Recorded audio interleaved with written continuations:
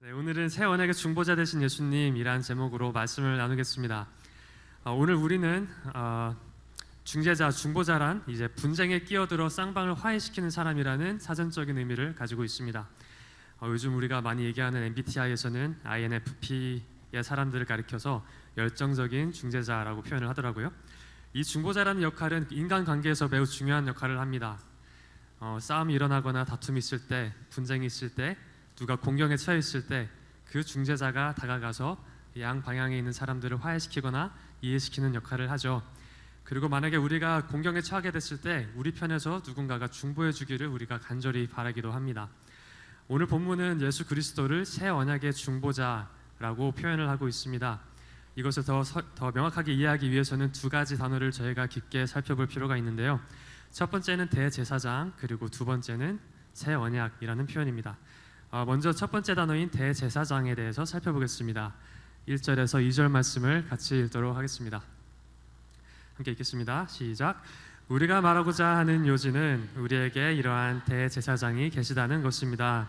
그분은 하늘에 계신 존귀하신 분의 보좌 오른편에 앉아 계십니다. 또한 그분은 사람이 세운 것이 아니라 주께서 세우신 성소와 참된 장막에서 섬기십니다. 대제사장의 역할은 인간으로 하여금 거룩하신 하나님께 가까이 갈 수 있도록 다리를 놓아주는 역할을 하는 사람입니다. 구약에서는 출애굽기에서 아론이 최초로 대제사장의 역할을 했습니다. 이스라엘 백성들이 이집트 땅에서 나와 약속의 땅인 가나안에 이를 때까지 그들은 성막을 지어서 그곳에서 하나님께 예배를 드렸는데 그 예배의 시간마다 하나님과 유일하게 독대할 수 있었던 사람은 아론이 유일했습니다. 그리고 그러한 특권을 가진 사람이 바로 대제사장입니다. 대제사장은 인간의 죄를 속죄하기 위해 하나님께 예물이나 제물을 드리는 사람이죠. 2절 말씀을 보면 그분은 사람이 세운 것이 아니라 주께서 세우신 성소와 참된 장막에서 섬기신다고 나와 있습니다. 여기서 2절에서 나오는 그분은 예수님을 가리키는 것입니다.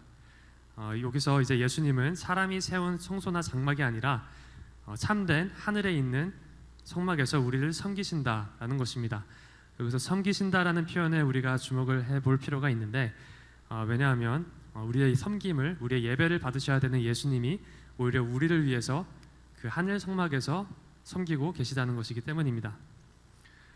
섬기다라는 표현은 원어로 해석했을 때 레이투르고스라는 단어로 표현이 됩니다. 레이투르고스라는 단어는 예배 드리다라는 표현인데 여기서 예수님께서 성막에서 하나님 앞에서 우리를 위해서 예배 드리고 계신다라는 점에서 굉장히 특이한 특성을 가지고 있습니다. 3절 말씀을 한번 보겠습니다. 3절 말씀을 같이 읽겠습니다. 시작. 대제사장마다 예물과 제물을 드리기 위해 세움을 받았습니다. 그러므로 이 대제사장에게도 무언가 드릴 것이 있어야 합니다. 아론이 대제사장이었을 때는 그는 예물이나 가축들을 제물로 드리는 역할을 했습니다. 그런데 예수님은 여기에서 어떠한 제물을 드리셨을까요? 예수님은 바로 우리가 잘 아는 대로 십자가에서 자기 자신을 제물로 드리셨습니다. 여기서 예수님을 제물로 드리다라는 표현에서 프로스페로라는 원어적 단어가 사용이 됩니다. 이 표현은 이제 단순 일회성의 의미를 가지고 있는데 이것은 이제 예수님의 제사는 단 한 번으로 끝이 났다는 것이죠. 아론의 제사는 반복적으로 주기적으로 드려졌어야 했던 것과 반대로 예수님의 제사는 단 한 번에 이루어짐으로 우리의 속죄를, 우리의 죄에 대한 용서를 완전하게 이루셨습니다. 그러면 예수님은 왜 자기 자신을 십자가를 통해 제물로 드리셨는가라고 우리가 질문할 수가 있는데 그 답에 대해서 우리가 요한복음 말씀을 함께 읽도록 하겠습니다.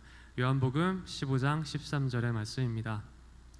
같이 읽겠습니다. 시작. 사람이 자기 친구를 위해 목숨을 내놓는 것보다 더 큰 사랑은 없다. 아멘. 예수님께서 직접 하신 말씀인데요.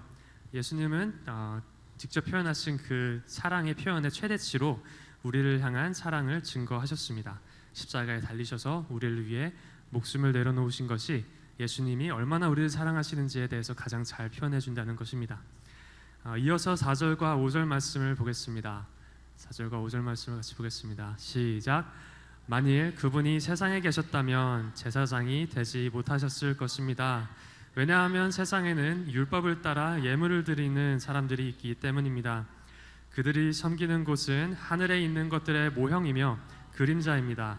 이것은 모세가 장막을 세우라고 할 때 지시를 받은 것과 같습니다. 말씀하시기를 산에서 내게 보여준 모형대로 모든 것을 만들라고 하셨습니다. 아멘. 4절 말씀에 그분이 세상에 계셨다면 제사장이 되지 못하셨을 것입니다 라는 표현은 예수님이 대제사장으로서 드리신 그 제물은 지상에서 대제사장이 드리는 그 제물과 다른 성격을 갖고 있기 때문이다 라는 뜻입니다. 이어서 5절 말씀에 산에서 내게 보여준 모형대로 모든 것을 만들라 라는 뜻은 하늘에 참된 성소가 있음을 보여주는 것이고, 모세가 하나님의 지시에 따라서 지은 것은 이 땅에서 우리가 예배를 드릴 모형물이라는 의미를 가지고 있습니다. 예수님께서는 하나님 우편에 앉으셔서 그 하늘의 참된 성소에서 우리를 위해 중보하시고 예배하고 계신 것입니다. 6절 말씀을 같이 또 보겠습니다. 6절 말씀을 같이 읽도록 하겠습니다. 시작. 그러나 이제 그분은 더 뛰어난 직분을 받으셨습니다. 그는 참으로 더 나은 약속 위에 세워진 더 나은 언약의 중보자십니다. 여기서 매우 중요한 표현이 나옵니다. 더 나은 언약의 중보자라는 표현입니다. 여기서 예수님이 더 뛰어난 직분을 받으셨다라고 기록되어 있는데, 뛰어난 직분은 무엇일까요? 예수님이 맡으신 직분은 사람들로 하여금 하나님과의 직접적인 교제가 가능하도록 그 다리를 놓아주시는 것입니다. 그래서 6절 후반부에 예수님을 더 나은 언약의 중보자라고 표현하는 것입니다. 이전에 대제사장이었던 아론이 드렸던 제사는 하나님과 아론 그 둘 사이의 관계였지만, 예수님을 통해서 우리는 이제 하나님과 직접적인 교제를 할 수가 있게 된 것입니다. 그래서 예수님이 받으신 직분이 더 뛰어나다고 성경이 기록하는 것입니다. 여기서 앞서 언급했던 중보자라는 표현이 나오는데, 이 표현도 정말 중요합니다. 여기서 예수님은 하나님과 우리 사이에서 우리를 위해 변호해 주시는 역할을 하는 것입니다. 예를 들어서 법정을 떠올려 보면 그곳에는 판사와 변호사 그리고 재판을 받는 사람이 있습니다. 이렇게 세 명의 인물이 있는데, 그곳에서 예수님은 하나님이라는 재판장 앞에서 우리를 위해서 변호해 주고 계시는 것입니다. 이 본문을 공부하면서 인류학자들이 찾아낸 팩트를 하나 알게 됐는데, 바로 세상의 모든 인종과 종족 가운데에는 정부나 가족 제도가 없는 종족은 간혹 있지만 종교가 없는 종족은 없다는 것입니다. 아무리 원시적인 종족이라 할지라도 인간의 죽음 그리고 인간의 부정함, 이런 거에 대해서 모두가 의식을 하고 있다는 것이죠. 인간은 누구나 죽음을 의식합니다. 그리고 부정한 것을 저지른 것에 대해 죄책감을 갖게 되고, 그것이 속죄되었으면 하는 바람에 우리가 복음을 알지 못했을 때 많은 토속신앙을 믿게 되고 우리의 방식대로 미신을 섬기게 되는 것이죠. 이처럼 죽음은 모든 인간에게 예외가 아니며, 모든 인간은 자신이 저지른 잘못에 대해 속죄 그리고 용서를 받아야 함을 의식하고 있습니다. 이것은 복음을 듣지 못한 사람들에게도 포함이 되는 말입니다. 우리 모두는 죽어서 반드시 하나님 앞에 서게 됩니다. 그리고 예수님은 매우 철저하고 단호한 그 심판대에서 우리를 위해 중보하시는 분이 되는 것입니다. 우리도 이 땅 가운데서 중보자로 살아야 됩니다. 제가 레바논으로 선교를 잠깐 갔었는데요. 아울리치라서 일주일이지만 그곳에서 한 가정을 방문하신 이야기를 듣게 됐습니다. 선교사님이 이제 무슬림 배경의 집안을 방문을 하게 되셨는데, 그 집에 가시니까 어머니께서 휠체어에 앉아 계셨다는 거예요. 그래서 선교사님은 아무런 생각이 없이 그 자리에 그분에게 다가가서 그분 앞에서 무릎을 꿇고 기도를 해주셨다는 거예요. 그런데 이제 그 휠체어에 타 계시는 그 어머니 되시는 분이 너무 놀라신 거죠. 이 사람이 왜 이러나? 왜 내 앞에서 무릎을 꿇고 기도를 하고 왜 눈물을 흘려주나? 그러시면서 이제 펑펑 우셨다는 거예요. 왜냐하면 무슬림 문화는 여성에 대해서 굉장히 억압적이기도 하고, 그리고 더군다나 장애인인 여성에게는 한없이 정말로 차가운 사회이기 때문입니다. 그래서 선교사님이 그분에게 다가가서 무릎을 꿇고 그분 앞에서 기도를 드리셨을 때 그분은 펑펑 우시면서 주님을 영접했습니다. 평생 무슬림으로 살았는데 나에게는 이렇게 기도해 주는 사람이 없었는데 나를 위해서 기도해 주게 하는 당신의 신은 누구인가, 이런 의미에서 말이죠. 그래서 우리는 우리의 삶 가운데에서도 남을 위해서 중보할 수 있는 기회가 얼마든지 많습니다. 예수님을 모르는 사람에 다가가서 우리가 그들을 위해서 기도를 해주는 것도 중보의 하나의 방법이고, 우리가 그 자리에서 그 사람을 위해서 기도해 주지 못한다면 우리가 우리 각자의 자리에서 그들을 위해 기도해 주는 것도 우리가 예수님처럼 중보자의 역할을 하는 것입니다.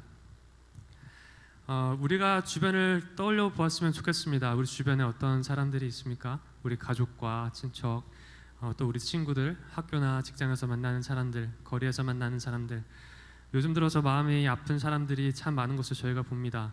자신의 감정을 추스리지 못하는 사람들도 많고, 그리고 자신의 생각에 못 이겨서 옳지 않은 사상에 물들어버린 사람도 굉장히 많고요. 중독에 빠져나오지 못하고 억울함과 분에 휩싸여서 사는 사람들 또한 많습니다. 그리고 우울한 마음을 쉽게 이겨내지 못하는 사람들도 정말 많습니다. 잠깐만 생각을 해봐도 예수님 복음이 필요한 사람이 정말 많습니다. 그들을 위해 우리는 다가가서 중보를 해줘야 합니다. 저도 간혹 하는 실수이긴 한데 마음이 우울한 사람에게 다가가서 그냥 어깨 툭 치면서 뭐 그거 가지고 그래, 그런 생각하지 마, 걱정 좀 그만해 라고 정말 말할 때가 한 번씩 있는 것 같아요.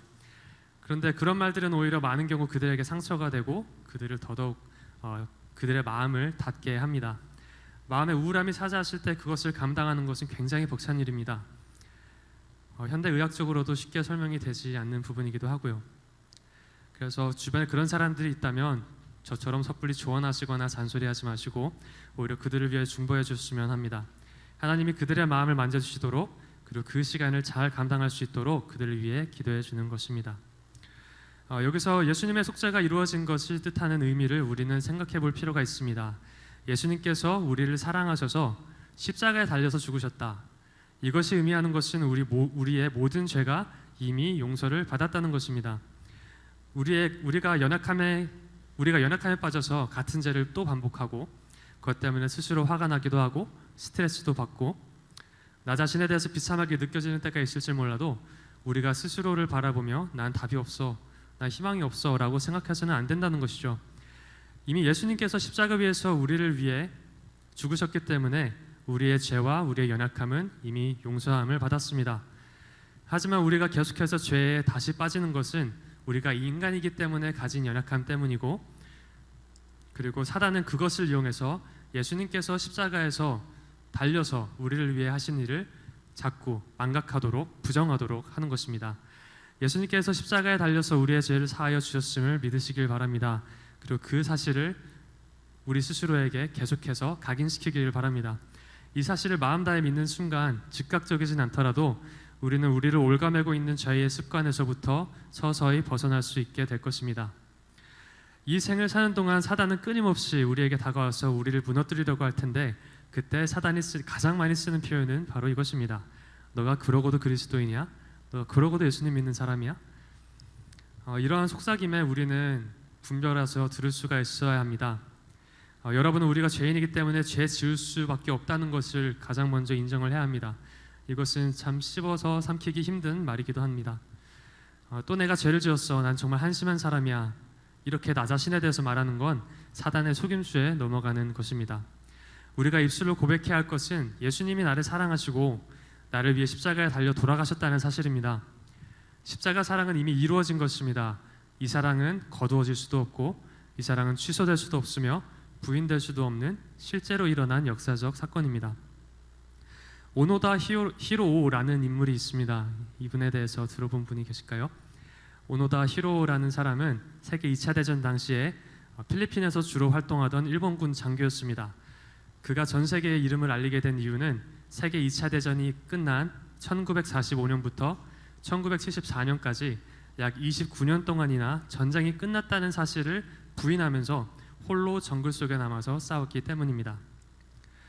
그는 29년의 시간 동안 그의 부하였던 사람들과 그의 친인척까지 그를 설득하려고 했지만 그 오노다라는 소인은 그들을 미군과 필리핀군의 기만책으로 여기면서 끝까지 투항하기를 거부했다고 합니다. 그래서 그는 사전에 군에 배치됐을 때 이제 자신의 사령관이 했던 말을 기억했던 것이죠. 절대 투항하지 마라, 끝까지 버텨라, 반드시 지원을 가겠다. 그 말만을 붙들고 그 사람은 29년 동안 정글에서 홀로 이미 끝난 전쟁을 싸우고 있었습니다. 그리고 그 지시를 악착같이 믿으면서 현실을 끝까지 부정했습니다. 세계 2차 대전이 1945년에 끝이 난 것이 팩트인 것처럼 예수님이 2000년 전에 우리를 위해 십자가에 달려 죽으신 것 또한 팩트입니다. 그리고 예수님께서 대제사장이 되셔서 우리를 위해 스스로 십자가 위에서 제물로 드리신 것 또한 팩트입니다. 그 십자가 사랑을 믿으며 이 땅에서 평생 동안 싸워가야 할 이 긴 영적 싸움에서 끝까지 승리하는 모두가 되기를 주님의 이름으로 축원합니다. 예수님께서 인간의 몸으로 오셔서 이 땅 가운데 오시고 사단의 모든 유혹과 시험에도 말씀으로 이기셨던 것처럼 여러분 모두도 말씀으로 이 땅에서의 모든 시험과 유혹들을 이겨낼 수 있기를 주님의 이름으로 축원합니다. 그리고 그 여정 가운데 우리가 무너지는 순간들이 있을지라도 예수님은 새 언약의 중보자로서 우리를 위해 변호해 주실 것을 믿고 우리 자리에서 최선을 다해 싸워 승리하는 우리 모두가 되기를 축원합니다. 이어서 두 번째 포인트는 새 언약에 대해서 살펴보겠습니다. 언약은 모세를 통해 주어졌던 첫 언약과 예수님을 통해서 주어진 두 번째 언약으로 구분이 됩니다. 언약의 목적은 하나님이 사람들을 자기 백성으로 삼으시는 것인데 먼저 구약에서 첫 언약에 등장하게 됩니다. 먼저 7절 말씀을 같이 읽도록 하겠습니다. 7절 말씀을 읽겠습니다. 시작. 만일 저 첫 언약에 흠이 없었다면 두 번째 언약을 요구할 필요가 없었을 것입니다. 8절도 읽겠습니다. 하나님께서 그들에게서 허물을 발견하시고 말씀하셨습니다. 주께서 말씀하신다. 보라, 날들이 이를 것이다. 내가 이스라엘 집과 유다 집과 더불어 새 언약을 세울 것이다. 아멘. 7절 말씀을 보면 저 첫 언약에 흠이 없었다면 이라고 기록되어 있습니다. 이 말은 첫 언약에는 흠이 있었다는 사실이죠. 첫 번째 언약은 하나님이 모세를 통해 이스라엘 백성들에게 주신 언약인데 앞서 얘기했던 것처럼 그 언약에선 오직 아론만이 대제사장으로서 하나님과의 교제 가운데로 들어갈 수 있었습니다. 그리고 이 언약의 흠은 하나님이 기대하셨던 것처럼 백성들이 하나님과의 언약 안에 머물러 있지 않았다는 것입니다. 좀 더 세부적으로 살펴보겠습니다. 9절을 같이 읽겠습니다. 9절을 읽겠습니다. 시작. 주께서 말씀하신다. 그것은 내가 그들의 조상들의 손을 잡고 이집트 땅에서 이끌어낼 때 그들과 세운 언약과 같지 않다. 그들이 내 언약 안에 머물러 있지 않았고 그래서 나도 그들을 돌보지 않았다. 아멘. 9절 말씀에 머무르다라는 원어적인 표현은 엠메노입니다. 엠메노는 머물러 있다, 꾸준히 지키다, 꾸준히 붙들다라는 의미를 가지고 있습니다. 히브리어를 번역한 70인역이라는 헬라어 성경이 있습니다. 어떻게 보면 가장 오래된 번역본이라고 할 수 있는데 그 번역본에서는 이 단어를 기다리다 또는 기대하다라는 의미를 가진 단어로 표현을 했습니다. 이는 하나님의 예언이 성취될 때까지 하나님은 백성들이 하나님의 언약의 성취가 더딜지라도 기다리기를 바라셨고 하나님의 여호와의 때를 기다리기를 바라셨다는 것을 의미하고 있습니다. 여기서 우리는 하나님께서 이스라엘 백성들에게 주신 첫 언약에 대해 말씀하시고 계신 것을 볼 수 있는데 하나님께서는 모세를 통해 그 첫 언약을 돌판에 새기셔서 백성들에게 전달하십니다. 출애굽기의 말씀들을 조금 살펴보기 원하는데요. 먼저 24장 18절의 말씀을 보겠습니다. 같이 읽겠습니다. 시작. 그때 모세는 계속해서 산으로 올라가 그 구름 속으로 들어갔습니다. 그리고 그 산에서 40일 밤낮을 지냈습니다.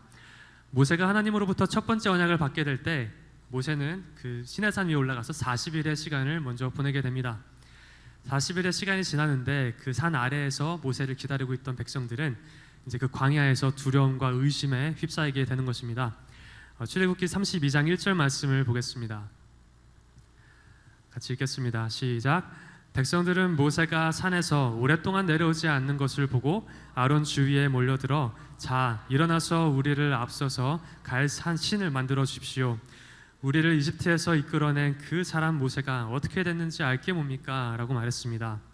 여기서 백성들은 모세가 내려오지 않자 시내산에서 내려오지 않자 모세가 죽은 것 아닌가, 우리가 지도자 없이 이 광야에서 버려진 것 아닌가 하는 불안과 두려움에 휩싸이게 됩니다. 그래서 그들은 아론에게 가서 우리가 섬길 수 있는 신을 만들어 달라라고 요구를 하는 것이죠. 그래서 아론은 어쩔 수 없이 백성들에게 우상들을 만들어 줍니다. 본문 9절에 나오는 엠메노의 의미가 여호와의 때를 기다리지 못하고라는 그 말처럼 아론은 백성들에게 우상을 만들어주고 백성들은 그 우상을 섬기게 됩니다. 그리고 하나님은 그들에 대해서 굉장히 크게 분노하십니다. 32장 10절 말씀을 보면 저들 때문에 내 진노가 부글부글 끓는구나 라고 주님이 말씀하십니다. 그런데 이제 이 자리에서 모세가 하나님께 이야기를 합니다. 11절부터 13절의 말씀에 그 내용이 나와 있는데 이 내용을 간추려서 이야기를 해보자면 하나님께서 그들을 향한 진노가 부글부글 끓으시는 것을 보고 모세가 하나님을 말리는 것입니다. 주의 무서운 진노를 돌이키시고 주의 백성들에게 재앙을 내리지 말아 주십시오.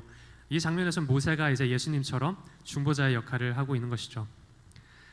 하나님이 이스라엘 백성에게 진노하시자 모세가 이스라엘 백성들을 위한 중보자 역할을 하는 것입니다.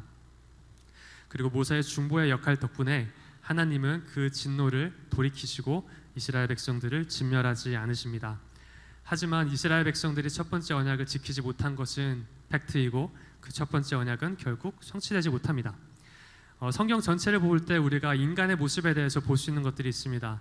첫 번째 구약에서는 우리가 방금 본 것처럼 우리는 의심과 불평하고 우리는 늘 우상을 만들어 섬기고 우리는 자기 생각을 고집하는 경향이 있습니다. 그리고 신약의 말씀을 보게 되면 예수님께서 십자가에서 못 박히실 때 예수님의 제자들은 그 장면을 보며 도망쳤고 그리고 사람들은 예수님을 알아보지 못하고 예수님을 십자가에 못 박기까지 합니다. 이렇게 인간의 연약함은 성경 전체에서 증거가 되고 있습니다. 10절 말씀을 다 함께 보겠습니다. 같이 읽겠습니다. 시작.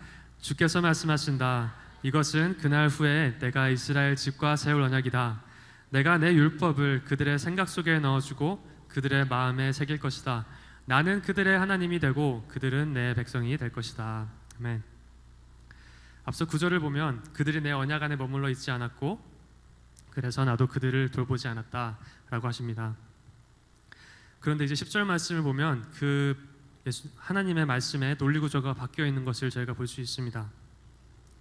구약에서는 그들이 하나님 언약 안에 머물러 있지 않았고 그래서 하나님도 그들을 돌보지 않았다라고 기록이 되어 있는데 10절에서는 내가 율법을 그들의 생각 속에 넣어주고 그들의 마음에 새길 것이다. 나는 그들의 하나님이 되고 그들은 나의 백성이 될 것이다 라고 기록되어 있죠. 하나님이 주시는 새 언약에서는 하나님이 먼저 그들의 하나님이 되시고 그들이 하나님의 백성이 될 것임을 기록하고 있습니다. 새 언약의 특징은 하나님의 은혜와 사랑이 인간의 의지적인 노력보다 먼저 온다는 것입니다. 그럼 여기서 들 수 있는 생각이 있습니다. 첫 언약이 실패하였다고 했는데 전지전능하신 하나님이 결국 불안해하고 초조해하며 우상 숭배할 것을 모르셨을까? 라고 말이죠. 근데 하나님은 다 알고 계셨습니다. 하지만 부모가 자녀에게 기대를 하듯이 그리고 하나님도 인간에게 기대를 하신 것이죠. 하나님이 자녀된 그의 백성들이 하나님을 가장 먼저 사랑하고 하나님을 기다려줄 것을 하나님은 기대하신 것입니다. 하지만 인간의 연약함으로 인해 하나님의 그런 기대는 저버리게 됩니다. 하지만 우리를 향한 하나님의 사랑은 너무나 절대적인 것이기에 하나님은 우리를 사랑하기를 포기하지 않으셨습니다. 그래서 예수 그리스도를 통한 새 언약을 우리에게 허락하신 것입니다. 예레미야 31장에서 33절의 말씀을 같이 보겠습니다. 다 함께 읽도록 하겠습니다. 예레미야 31장의 말씀입니다. 보시면 제가 읽도록 하겠습니다. 여호와의 말이다. 내가 이스라엘의 집과 유다의 집과 새 언약을 맺을 날들이 오고 있다. 이 언약은 그들의 조상들의 손을 붙잡고 이집트 땅에서 나오게 하던 날 내가 그들의 조상과 맺은 언약과는 같지 않다. 내가 그들의 남편이었음에도 그들은 내 언약을 깨뜨렸다. 여호와의 말이다. 여호와의 말이다. 이것이 내가 그날들 후에 이스라엘의 집과 맺을 언약이다. 내가 내 율법들을 그들의 생각 속에 주고 그들의 마음에 기록할 것이다. 그리하여 나는 그들의 하나님이 되고 그들은 내 백성이 될 것이다. 그리고 고린도후서 3장 3절의 말씀도 보겠습니다. 제가 읽겠습니다. 여러분은 우리의 섬김을 통해 나타난 그리스도의 편지입니다. 이것은 먹으로 쓴 것이 아니라 살아계신 하나님의 영으로 쓴 것이며 돌판에 쓴 것이 아니라 육체의 마음판에 쓴 것입니다. 아멘. 하나님은 처음부터 우리가 하나님을 사랑할 것을 기대하고 계셨습니다. 그래서 첫 번째 언약이 실패하자 새 언약을 주실 때에는 고린도후서의 말씀처럼 우리 육체의 마음판에 하나님의 말씀을 새기신 것입니다. 부모와 자녀의 관계가 하나님과 우리의 관계를 가장 잘 나타낸다고 하죠. 부모들은 자녀들이 공부를 잘하거나 착한 일을 많이 하거나 말을 잘 들어주기를 기대합니다. 하지만 그렇지 않을 경우에 매를 들기도 하고 심한 경우에는 지나치게 감정적으로 자녀들을 혼내기도 하죠. 그럴 때 가끔 부모들은 어린 자녀들에게 고함을 치거나 심하게 때리거나 용돈 없다, 컴퓨터 못하게 한다 등의 협박을 하기도 합니다. 하지만 새 언약을 통해 우리에게 드러나고 있는 하나님의 사랑은 가장 온전한 것이기에 하나님은 우리를 기다려 주십니다. 우리의 마음이 하나님의 은혜와 사랑에 먼저 반응해서 하나님을 온전히 마음 다해 사랑하고 기꺼이 하나님의 계명을 따라 살도록 말이죠. 이때 우리는 어떤 보상이나 상급을 위해서가 아니라 순전한 기쁨으로 하나님을 예배하게 되는 것입니다. 하나님이 새 언약을 주실 때 또 한 가지 약속하신 것이 있습니다. 11절의 말씀을 같이 보겠습니다. 11절에서 13절까지의 말씀을 보겠습니다. 시작. 그래서 그들은 각각 자기 이웃이나 자기 형제에게 결코 주를 알라고 가르치지 않을 것이다. 이는 그들 가운데 낮은 사람으로부터 높은 사람에 이르기까지 모두 나를 알 것이기 때문이다. 내가 그들의 불의를 긍휼히 여기고 그들의 죄를 더 이상 기억하지 않을 것이다. 새 언약이라고 말씀하실 때 하나님께서는 첫 언약을 낡은 것으로 만드신 것입니다. 낡고 오래된 것은 곧 사라지게 됩니다. 아멘. 12절의 말씀을 보면 내가 그들의 불의를 긍휼히 여기고 그들의 죄를 더 이상 기억하지 않을 것이다 라고 기록하고 있습니다. 하나님의 사랑은 앞서 10절에서 본 것처럼 하나님이 먼저 우리의 하나님이 되어주셨고, 그리고 12절에서처럼 우리를 긍휼히 여기시고 우리의 죄를 더 이상 기억하지 않으실 것을 약속하십니다. 여러분, 우리는 우리에게 큰 잘못을 저지른 사람을 용서해 줄 수 있습니까? 그들의 잘못을 기억하지 않을 수 있습니까? 그런데 하나님의 사랑은 너무나 커서 우리의 죄를 더 이상 기억하지 않으실 것이라고 약속하고 계십니다. 이렇게 절대적이고 한결같은 하나님의 사랑에 여러분의 마음판이 흔들려 깨워져서 그 사랑을 깨닫게 되는 은혜가 있기를 축원합니다. 사랑하는 여러분, 우리가 복음을 이야기할 때 모든 것에는 한 가지 전제 조건이 붙습니다. 이 한 가지가 전제되어야 합니다. 바로 예수 그리스도가 십자가에 못 박혀 죽으심으로 우리의 죄가 사하여졌다라는 것입니다. 예수님은 이미 십자가에 못 박혀 죽으셨습니다. 그리고 예수님의 그 사랑의 행위는 우리의 죄를 사하였습니다. 이건 사람이 믿건 믿지 않건 이미 이루어진 일이며 실제입니다. 요즘 우리 시대 가운데 우리가 흔히 하는 말이 있습니다. 그중 하나가 Follow your heart, 내 마음의 소리를 들어라, 이겁니다. 근데 과연 이게 성경적인 말일까요? 아직 청춘이잖아, 내 마음의 소리를 따라가, 하고 싶은 거 해. 너 아직 이쁘잖아, 아직 젊잖아, 잘생겼잖아, 넌 그럴 자격이 있어. 그런데 성경은 이것에 대해서 뭐라고 할까요? 예레미야서 17장 9절의 말씀을 보겠습니다. 자막있으면 같이 보겠습니다. 같이 읽겠습니다. 시작. 마음은 모든 것보다 거짓되고 몹시 병들어 있다. 누가 그것을 이해할 수 있겠는가? 아멘. 말씀이 기록하고 있는 것처럼 사람의 마음은 거짓되고 병들어 있습니다.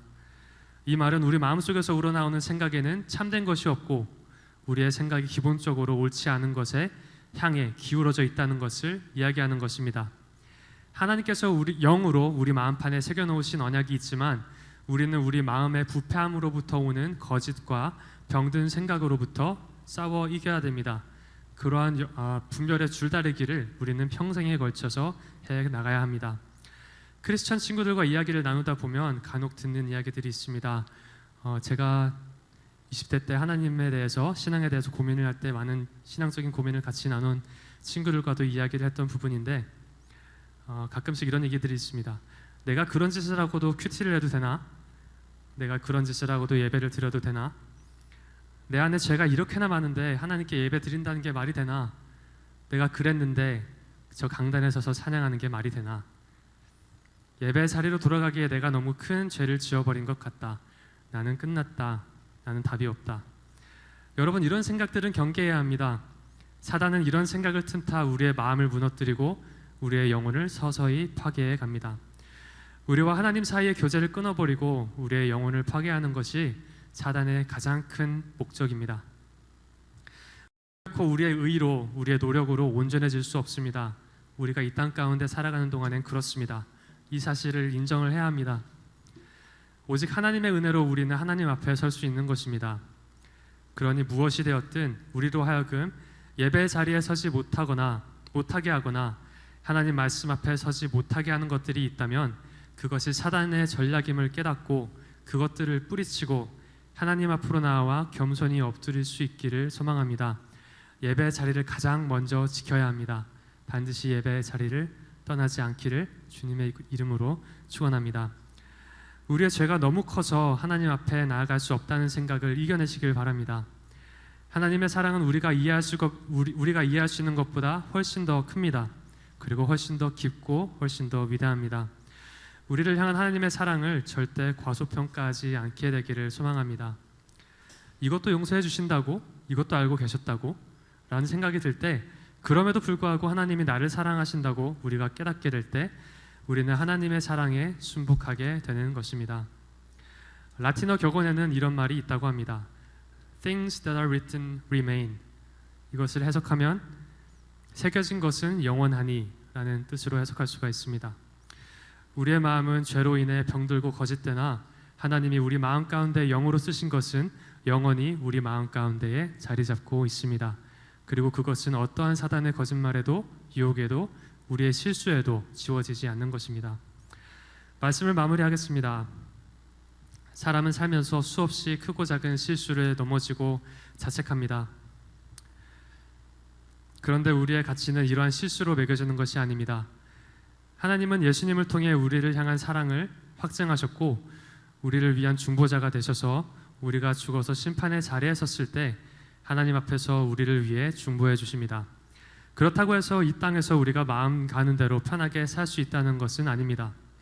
마음에서 나오는 병들고 악한 소리와 하나님의 말씀을 잘 분별할 수 있어야 합니다. 하나님께서 영으로 우리 마음판에 새기신 하나님의 말씀에 따라 하나님이 기뻐하시는 예배를 드리며 살아가야 합니다. 여러분, 이 땅 가운데서 우리는 중보자로 살아가야 됩니다. 예수님께서 하나님 우편에서 우리를 위해 중보를 해주고 계신 것처럼 이 땅 가운데서 하나님의 이름을 아직 모르는 분들에게 다가가서 하나님의 이름으로 기도하고 예수님이 사랑으로 그들을 바라볼 수 있어야 합니다. 이 땅 가운데서 우리가 지켜야 될 것은 그것 단 한 가지입니다. 우리의 성공이나 명예도 아닙니다. 전도서 12장 13절의 말씀을 보면 세상의 모든 일의 결국을 보았으니 하나님의 율법을 따르라, 하나님의 계명을 지키라, 그것이 사람의 본분이다 라고 말씀하고 있습니다. 이 땅 가운데 우리가 추구하는 모든 것들이 헛되고 헛됩니다. 이걸 누가 한 말이냐면 솔로몬이 한 말입니다. 솔로몬은 세상의 모든 명예를 누렸고 모든 부를 누렸습니다. 그럼에도 그가 전도서의 가장 끝에 기록한 말은 모든 것이 헛되니 하나님의 계명을 지키라, 그것이 인간의 본분이라 라는 말이었습니다. 이 땅 가운데서 예수님의 이름으로 중보자의 역할을, 그 사명을 감당하는 여러분 모두가 되기를 주님의 이름으로 축원합니다.